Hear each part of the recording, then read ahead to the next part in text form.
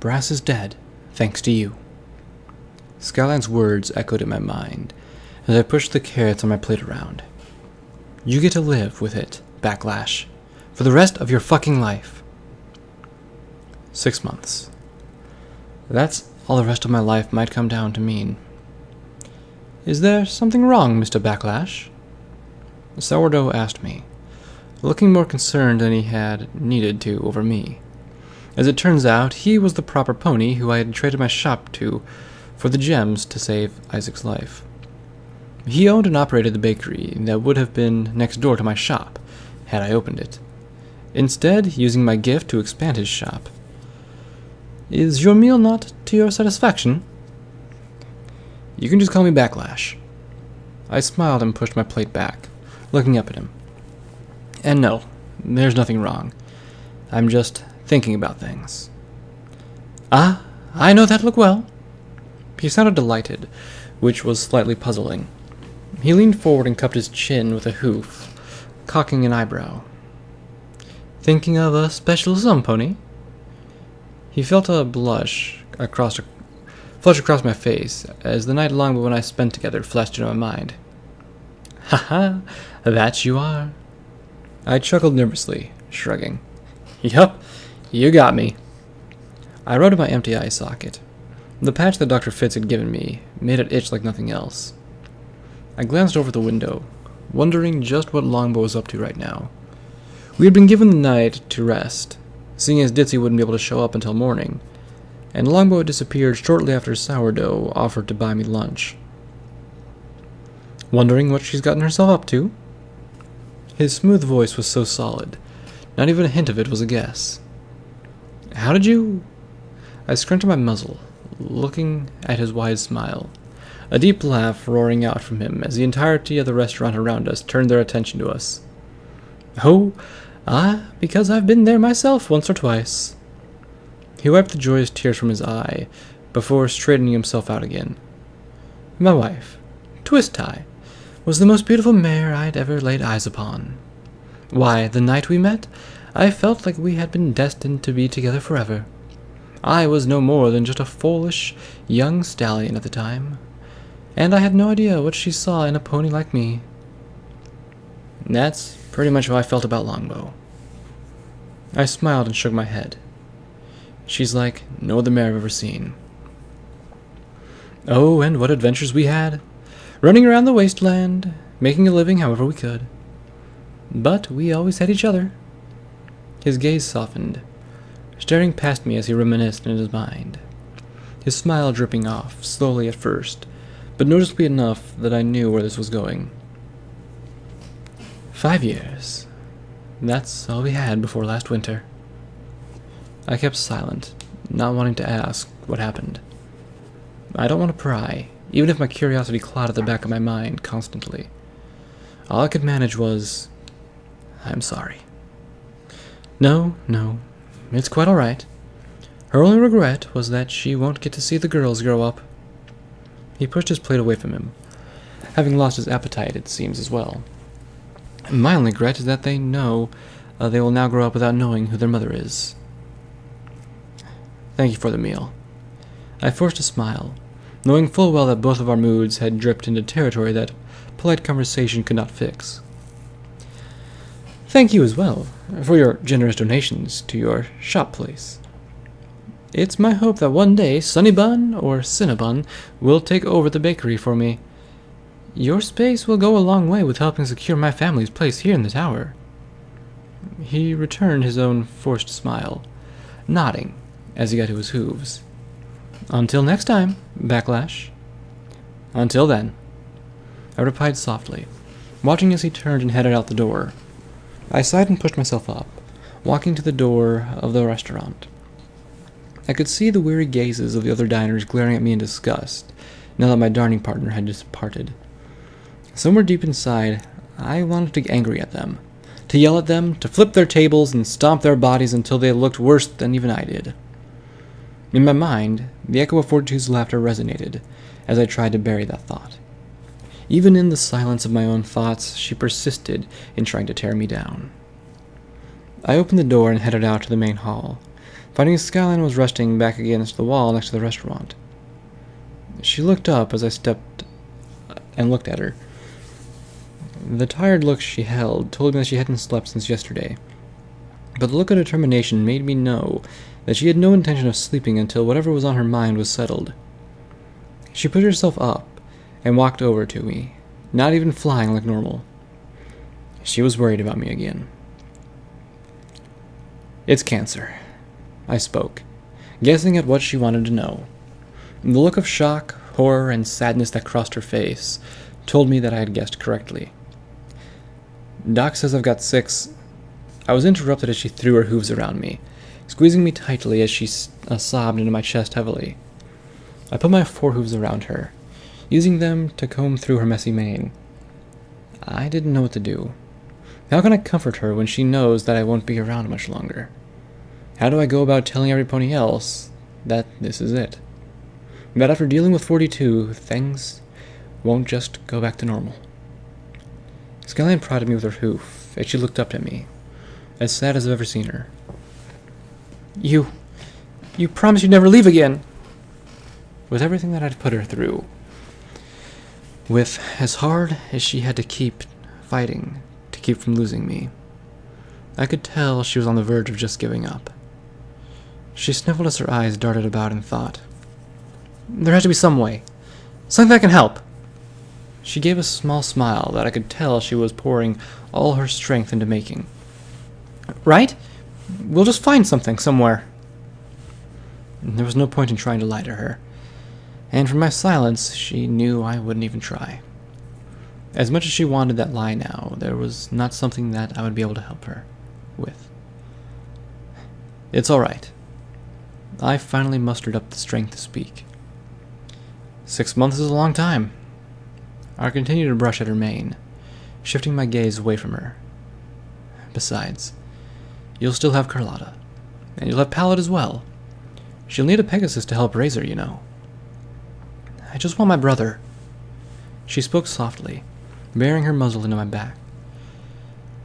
I pulled her close and lowered myself to the floor as I felt her sink down, sitting on the cold stone as she wailed into me. It was an amazing spectacle to see other ponies walking through the shops, trotting past us happily, with little regard for the gravity of what Skyline felt. But this was the wasteland, and sorrow was a stranger to no pony. After a few minutes, her sobs bled off into silence. "Come on, Skyline. Let's get you up to bed. We can talk about it more tomorrow." I brushed her mane from her face softly, mercifully getting a small nod as her tears wavered. "Don't worry. Everything's going to be fine. You'll see." I whispered softly as we got to our hooves, giving her a soft kiss on the forehead as we started slowly towards the elevators. "Everything will be just fine."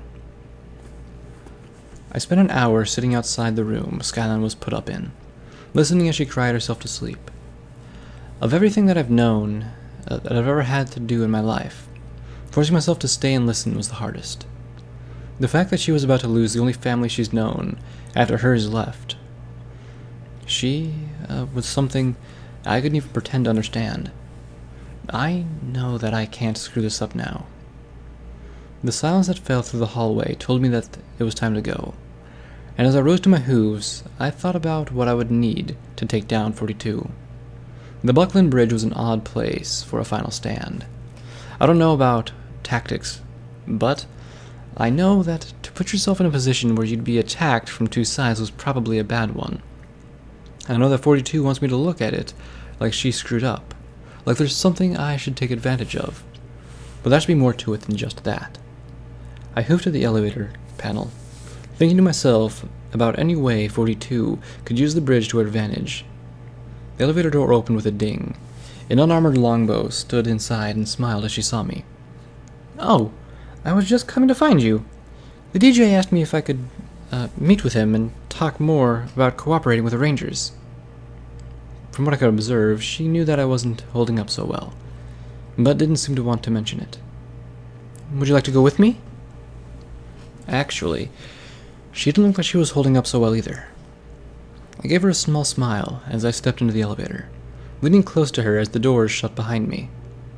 Maybe when my fight with 42 is all over, Longbow and I can just spend some time here in peace and quiet. And though I don't want to stop running the Sunshine Garage, I'm sure that Skyline can find a few good items and teams of ponies to help. Of course, already counting in Ripcord as the first new hire. As the elevator hummed, I could feel as we started to ascend, and Longbow gave me a concerned look. Backlash, when you were talking with the DG after you woke up, Skyline expressed concern that you might have lied about your mutation.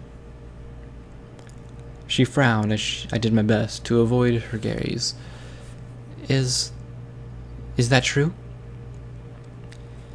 There's little point in lying to her, because at this point, if she loves me as much as I think she does, her concern will cause her to just look through my memories again, and find out what really happened.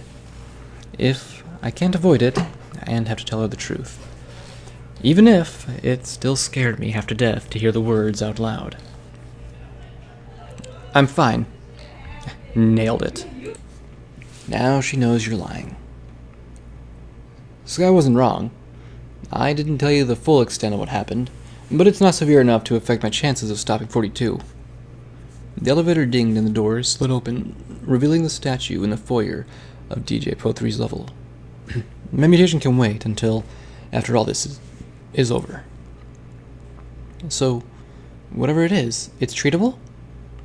There was a glimmer of hope in her voice, and I so badly wanted to hear it in my own. Doc says he can help me. Yes. I watched as her face brightened as she pressed up against me, trotting out of the elevator. As I followed, I listened to my own words as they echoed in my head. No, there was no hope in them. I knew I had it bad, but that was just me. I know that I can stop 42. That way, at least the wasteland can have the time I so hope to desperately have. Ah, Backlash. I put in my call to Friendship City.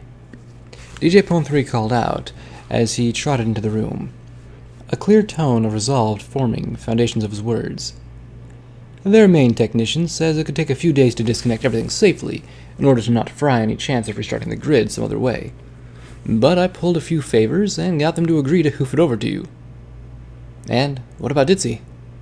This was the one thing I needed. If I could deliver the weapons I promised to Strudel, there might be a snowball's chance that I could convince her to fight for me at the bridge. If she needed more than I gave, well, I have the entirety of the MOM hub bunker to use as incentive. She has sent back that she will indeed arrive tomorrow morning.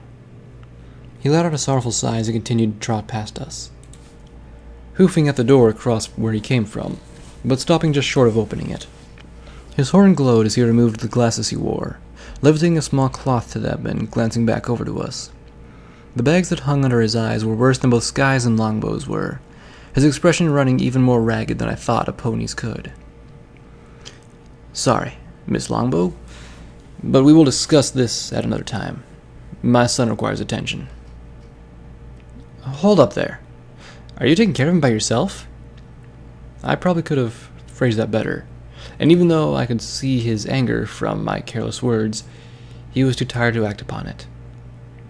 If you need help, I'm quite fine without your help. He barked sharply, slowly realizing that he hadn't thought through what he was saying. I'm sorry. It's just been so tough since Contra. Yeah, I know. I looked over to Longbow. It had only been a few days since I recovered from the pool. Only a couple days since I learned that my best friend had died. Now, I had watched Sherbert and her bunker die, saved Futura, saved Tenpony, and have another mutation. The only way I've lasted this long is with the help I've had. You need somebody here to help you as well. He took a step back from the door, sitting down and dropping his gaze to the floor, as I could tell he was tearing himself up inside. Listen, you remember that family that let you stay in my room? Tumble is mother to twins. I know she might be able to help you with your son. I reached back and hoofed at the elevator call button. I'll stop by and see if she'd be willing to watch over him, That is, if you'd like it. Thank you, Backlash.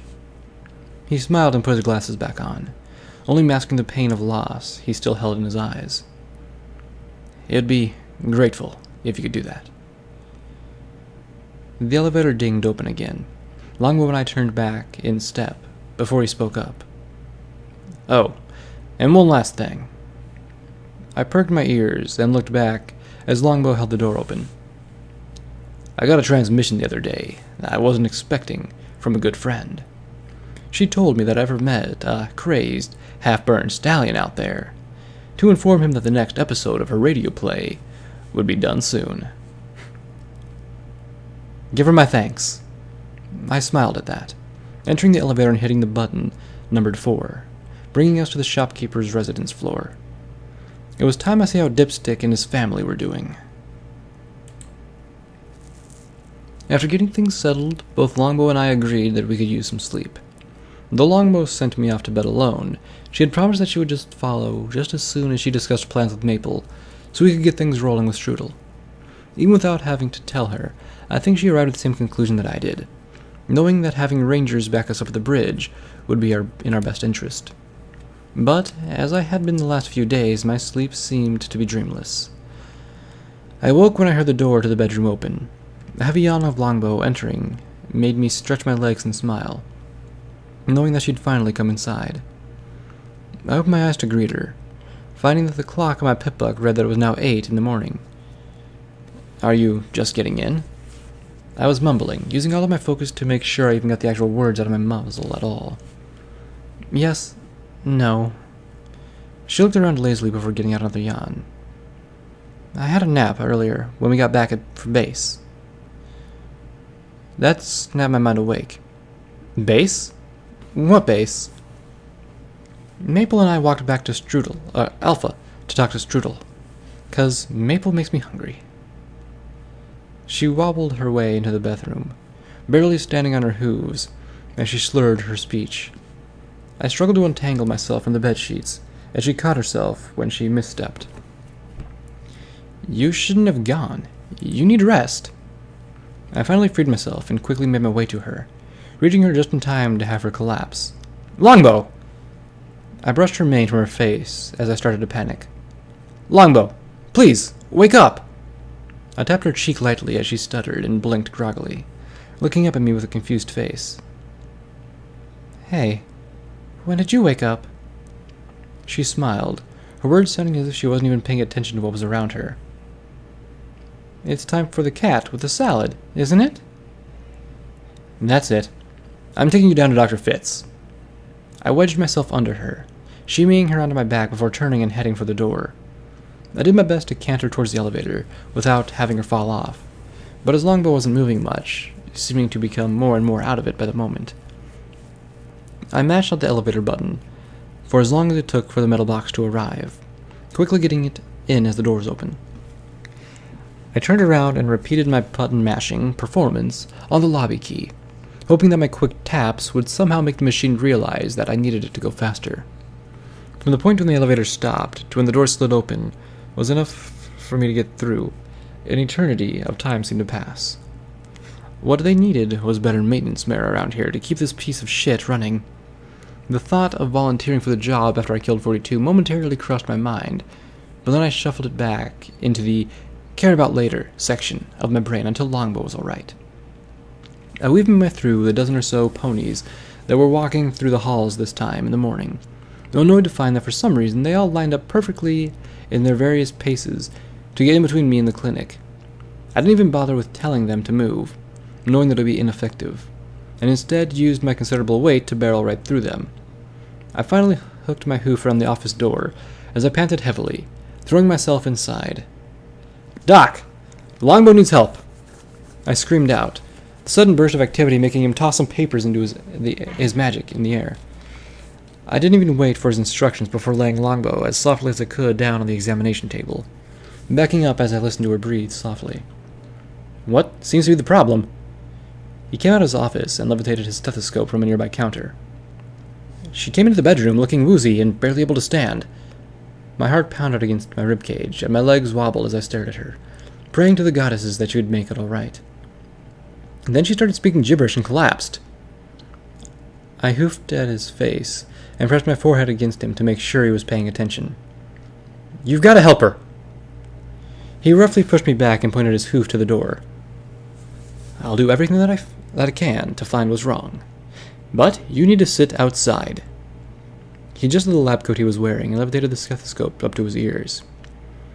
Turning back towards her, he waved his hoof for me to go, pressing the listening piece to Longbow's side. He stopped and looked at me expectantly.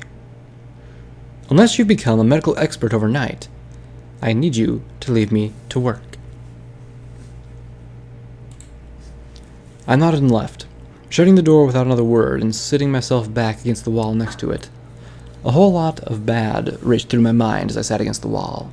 A minute turned into a few, and a few turned into almost an hour. Had she been exposed to taint as well? Did she have radiation sickness? Celestia, please don't take Longbow from me. My ear twitched as the door jolted and was swung open. Dr. Fitz poked his head out and motioned for me to come inside. I didn't need a second invitation, and burst past him into the room as I was ready to do whatever was needed to help the mare that I loved. What I found was Longbow laying awake on the examination table with a smile. Tears of joy were welling up in her eyes. Miss Longbow seems to have a mix of fatigue and dehydration. Another day of rest with plenty of fluids, and she should be back on her hooves in no time. He turned to Longbow with a slight laugh. Even though my advice always seems to fall on deaf ears. He glanced at me abruptly before continuing. I would advise that just to be sure, she takes the next year off. That made me shake my head. A year's rest from some dehydration and lack of sleep for the last few days? I looked over to the doctor for any sign that he had hit his head a bit too hard. No wonder no pony listens to you. Oh, I know you've been doing your share of sleeping the last few days. The emphasis he put on that word, the happy tone behind it. He looked over at Longbow. Would you like to tell him? Longbow nodded with a laugh, as the gears in my head threw out what she told me at the same exact time. Backlash? I could hear every emotion possible stream from her voice, but as she spoke out, the tone that came through the heaviest was love. You're going to be a father.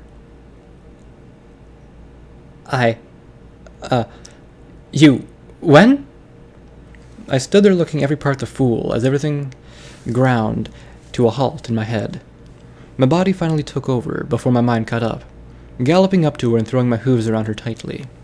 Warm tears rolling down my cheeks as she laughed and patted me on the back. I pushed her back down to the table and kissed her, finding it hard to do when both participants are smiling. I broke off as the gears in my head worked overtime to catch up. Oh, goddesses! I have to tell Sky! Shit! Where are we going to put him? Her? I looked back at the doc as he just chuckled to himself. Do you know what's going to be? Never mind. Don't answer that. I'll love them either way. I looked back at Longbow and continued my idiotic ramblings. Is this even a good idea? Fuck. Your mother's going to kill me. I was interrupted as Longbow hooked a hoof around me and yanked me down to another heated kiss, making my body tense and my mind melt in her warming embrace. The gears in my head turned, analyzing the rumblings and finding something that I hadn't been expecting. I had hope in my voice again. I had something that I could strive for that went past just surviving in the waste now. And I didn't just want to live to see our foal. I had to. No matter what treatment I needed, it would be worth it to see Longbow with our filly or colt. The doctor tapped his hoof on the floor and cleared his throat. Though, I'll be the first to congratulate you. I would like to remind you that Longbow needs her rest. He nudged his head in the direction of the door, his horn glowing lightly as he levitated a bottle over to me. She'll be perfectly fine in my care, but Carlotta needs to take 2 of these. Can you please go and give them to her? Sure thing, Doc. And thank you. I beamed the brightest smile I'd ever given in days to him. For everything you've done.